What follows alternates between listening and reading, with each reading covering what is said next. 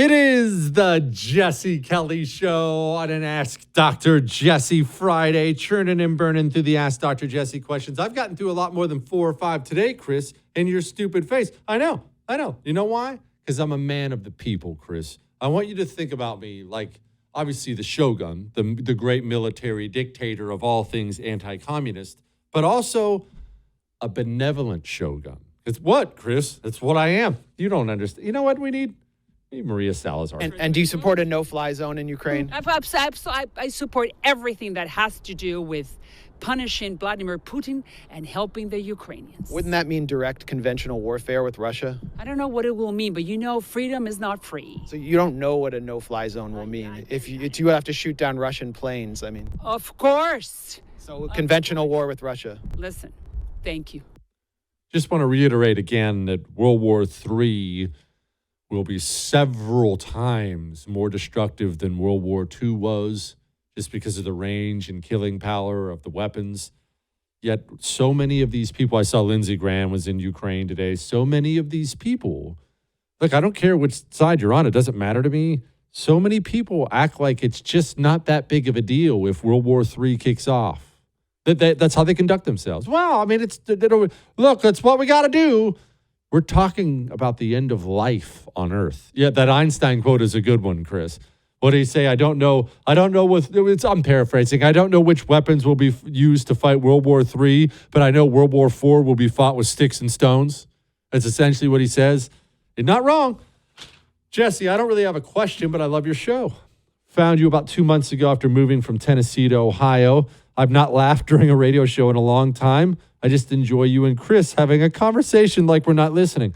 I love all the music you play, being an 80s girl myself. You can say my name.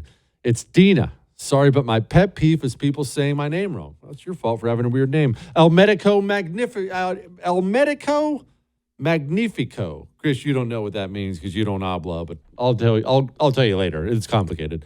You've spoken countless times on national divorce, and my friends as well as myself believe this is the best option for a bad situation. I have one friend, however, that truly believes this will be done without any friction. He's saying violence and bloodshed. How do I get him to understand that a national divorce won't be a pretty thing and it will be far from simple? His name is Will. Well, I don't know. And here's what I mean by this. The national divorce I talk about, I'm not naive enough to think it's going to happen. I'm talking about we get together with the communists. We agree on the one thing we can agree on, that we hate each other, and that we should divide up America, divide up the assets, divide up the liabilities. Let's each pick a group of states, and let's just go our separate ways. I hate you, you hate me, we can't live together, we fight all the time, let's go our separate ways. I know that meeting's never going to happen. I will, of course, be in charge of our side, and I'll be the supreme dictator of the Republic of Jesse for a period of 4 years or so till we get back on our feet, at which time 10 years, Chris, at which time I'll return power back to the people in the legislature, and I will retire and walk away. It's just going to require a bit of a heavy hand for a while to deal with any communist remnants left in our country. That's all. Just a heavy hand. Just want to make sure we're being very thorough. Anyway, I know that's not going to happen, but here's what will happen.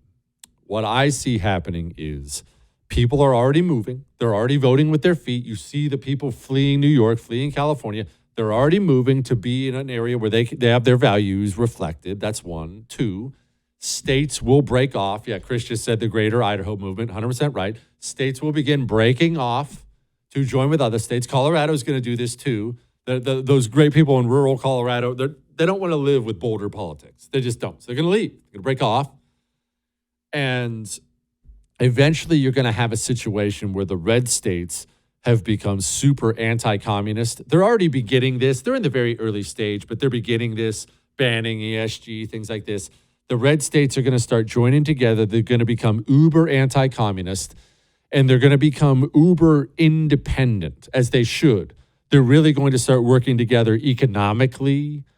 You'll probably even, this will be a ways down the road, but you'll probably even see a more robust National Guard movement in the states as the states themselves grow their own kind of militia type thing. And that is where the tension will come years down the road. As the federal government continues to go communist and hostile to the red will continue to shield up and get together and try to protect itself from the federal government. And this is just what I see for the future. The future will be what will determine the level of friction or, God forbid, bloodshed. I hope that day never comes. What will determine that will be whether or not the federal government blinks and backs down when that tension finally gets to a boiling point. That's what will matter. When it's Washington, D.C. and New York and Connecticut, but mainly let's focus on D.C. When it's Washington, D.C. and the Pentagon, it'll be all the military leaders and the FBI saying, no, Florida, you have to do this. You must do this. And Florida says, no, I don't think I will. And the government says, we'll send in our agents and make you. And Florida says, don't try that. And South Carolina, North Carolina, Georgia, these states step up and say, no, I wouldn't try that. Don't try that. Don't try to make Florida do that. And that's when things are going to get tense. Whether or not the federal government blinks in that game of chicken will determine just how ugly it gets going forward. But that is 1,000% where we're going. This email cracked me up. I have to read it to you. Jesse, you have a great show. I find it entertaining and informative.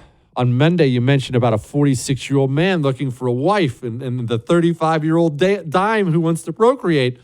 I listened with much interest as I'm a 64-year-old man with the same problem. If I could snap my fingers and be married to the right woman, I would, because dating is a joke. Seinfeld once said 80% of the population is undateable. I think it's more like 99%. Finding a decent woman whose head is screwed on straight has proven to be an impossibility. I'm in great health. I look in my 40s. I bet he's on a male vitality stack, Chris. And I feel confident that I could keep up with a 35-year-old woman who would be able to bear my children. This 64-year-old, what a stud. I love this guy. I've never been on social media and no intentions of doing so. Well-educated, unvaxxed, and a staunch anti-communist. I want a woman with these same characteristics. Any suggestions on finding a marriage-worthy woman? What a stud. I'm 64. I look 40, and I want a 35-year-old dime to have some babies with. What a stud. I bet you money that guy will find somebody. I bet you money that guy's on a male vitality stack from Chalk if he's still that rambunctious at the age of 64. Chris, you remember that male? You remember that dude who wrote in and he did tours for a living? He was in his 60s, and he'd been taking a male vitality stack from Chalk for a few months and said he's so full of energy that now he'll finish like an 8-hour tour and he's ready to go for more. I'm telling you, you want a difference in your life, whether you're 20 or 60? Go get yourself on a male vitality stack. Support the First TV today and get instant access to exclusive specials like Who is Ron DeSantis, the history of FBI scandals, and America's worst presidents. Visit thefirsttv.com/support or download the First TV app to become a supporter and start watching today.